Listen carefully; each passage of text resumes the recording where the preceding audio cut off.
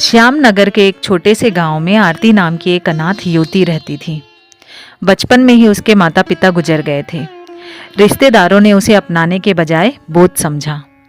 कुछ समय बाद उसकी शादी हो गई और शादी के एक ही साल बाद एक बीमारी ने उसके पति को उससे छीन लिया। पति की मृत्यु के बाद आरती का जीवन पूरी तरह बदल गया। ससुराल वाले उसे मनहूस समझने लगे और एक दिन, निकल जाओ हमारे घर से, तुम्हारे लिए कोई जगह नहीं है यहाँ। मनहूस है ये मनहूस, इसके आते ही हमारा बेटा हमें छोड़कर चला गया। चली जाओ यहाँ से, फिर कभी मत आना।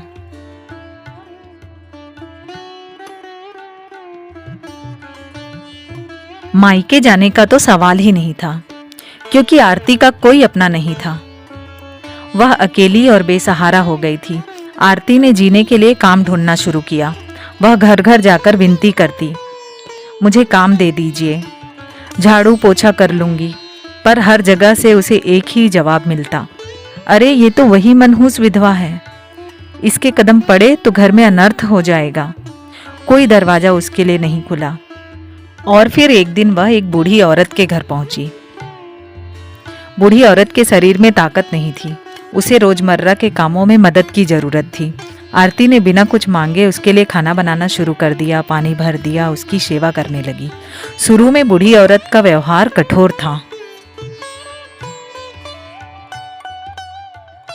अम्मा उठिए, चाय पी लीजिए। अरे आरती, कितनी बार कहा है तुझे, मेरी नींद मत तोड़ा कर। अम्मा माफ़ी चाहती हूँ, लेकिन आपको दवाइयाँ लेनी थी और इसीलिए मैंने सोचा आपको थोड़ा जल्दी ही उठा दूँ। आरती, ज्यादा दिमाग मत चलाया कर, तू जितना बोलूं उतना ही किया कर। बूढ़ी औरत के तेवर बहुत थे, पर आरती ने उसकी देखभाल करने में कोई कसर नहीं छोड़ी थी। उसके सारे कामों का जिम्मा आरती पर ही था और इसी कारण उस बूढ़ी औरत ने आरती को अपने साथ रखा था। गांव के बाकी लोग आरती से दूरी बनाए रखते थे और ताने भी मारते थे। इसी कारण आरती का उस गांव में बूढ़ी औरत के सिवा कोई नहीं था।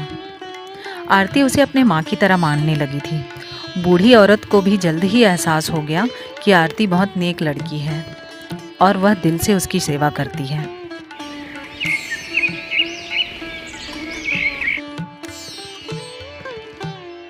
एक दिन बूढ़ी औरत टहलकर घर आई और आरती से बोली, आरती, जरा चाय ले आना बेटा।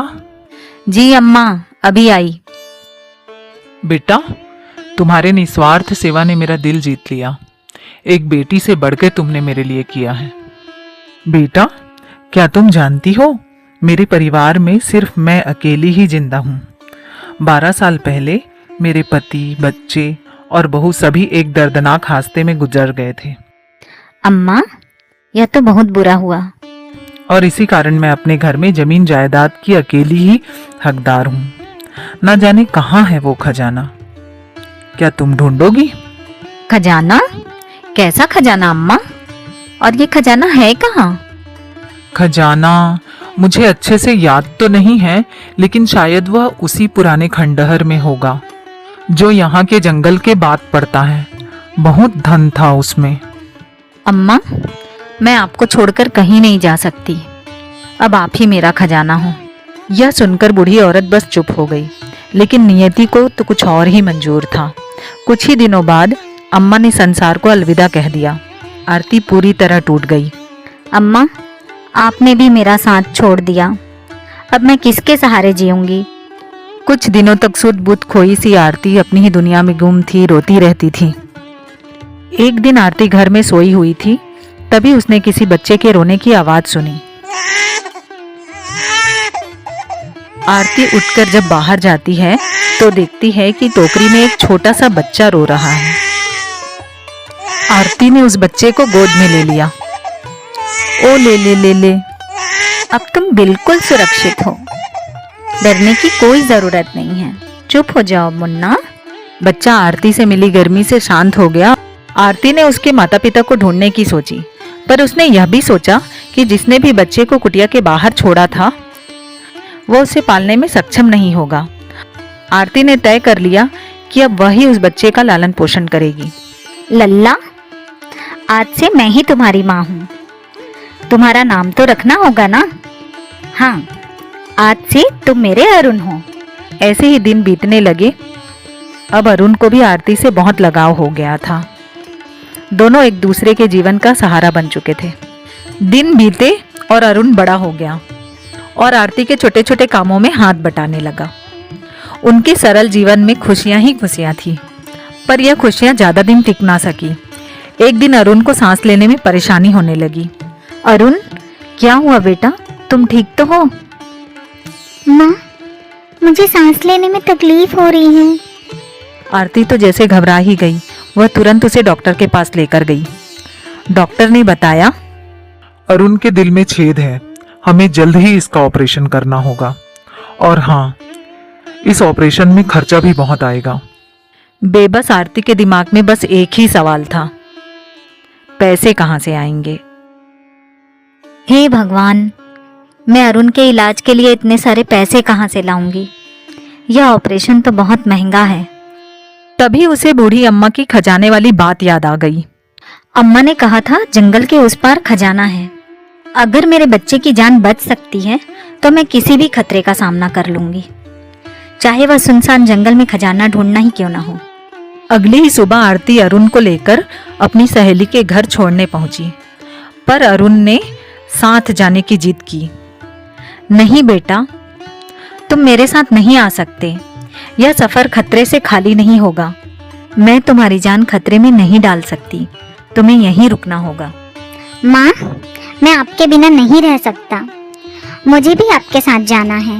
मैं वादा करता हूँ, आपको बिल्कुल परेशान नहीं करूँगा। बेटे की जिद के आगे आरती हार गई और फिर साथ में दोनों माँ बेटे जंगल की ओर निकल पड़े। आरती ने इस बात का खास ध्यान रखा कि अरुण को कोई दिक्कत ना हो। धीरे धीरे वे जंगल से गुजर रहे थे।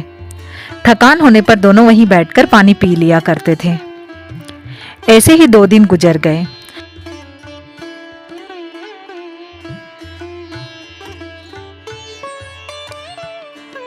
अब अरुण बहुत ही कमजोरी महसूस कर रहा था। माँ, मैं अब और नहीं चल सकता। मुझे बहुत जोर से भूख लगी है। मैं थक गया हूँ। उन्हें वह खंडहर अभी तक नहीं मिला था। तभी आरती को पास ही एक घर नजर आया, लेकिन वहां पर कोई भी नहीं था। दोनों ने कुछ देर वहीं आराम करने का सोचा। बेटा, हम थोड़ी देर यहीं आराम कर लेते हैं। हाँ माँ। दोनों उस घर में चले गए और एक कमरे में जाके बैठ गए। अरुण माँ की गोद में सो गया और आरती की भी कब आंख लग गई उसे पता ही नहीं चला। आंख खुली तो देखा कमरे का दरवाजा बाहर से बंद था। माँ, मुझे कुछ खाने की खुशबू आ रही है और लगता है यहाँ कोई है।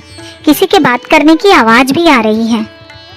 माँ, मुझे बहुत जोरों से भूख लगी है। उनसे कहो ना मुझे भी कुछ खाना दे दें। वहां कुछ बदमाश छिपे हुए थे जो चोरी का सामान जमा करते थे। आरती किसी तरह अरुण को लेकर भागी और पास ही एक पुरानी मंदिर में जा पहुंची। ना जाने कहां आ गए हम। अम्मा ने तो कहा था कि यहाँ खजाना मिलेगा, परंतु यहाँ तो मुसीबत के अलावा कुछ भी नहीं मिल रहा। हे देवी माँ, हमारी रक्षा करो। अरुण को अब तेज बुखार चढ़ने लगा था। बाहर जोरों से बारिश होने लगी थी कि तभी अचानक बिजली कड़की। उससे आई रोशनी से आरती ने देखा मंदिर के पीछे कुछ चमक रहा है। आरती ने मंदिर के पीछे जाके देखा तो वहां एक अलमारी थी और उस अलमारी से दिव्य प्रकाश निकल रहा था। आरती ने जब उस दरवाजे को खोला तो उसकी आंखें खुली की खुली रह गईं।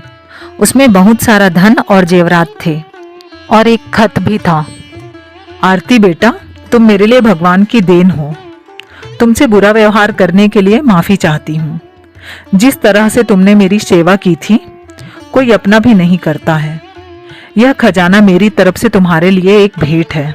मैं चाहती हूँ कि इस संपत्ति की हकदार तुम बनो। इससे अपना और दूसरों का भला करना बेटी। उम्मीद है कि देवी माँ तुम्हें यहाँ तक जरूर लेकर आएगी। हमेशा खुश रहना, तुम्हारी अम्मा। आरती की आंखों में आंसू आ गए थे। उसने कभी सोचा नहीं था कि अम्मा उससे इतना प्यार करती है। आरती ने सारा खजाना एक बैग में रखा और अरुण को लेकर गांव की ओर चल पड़ी।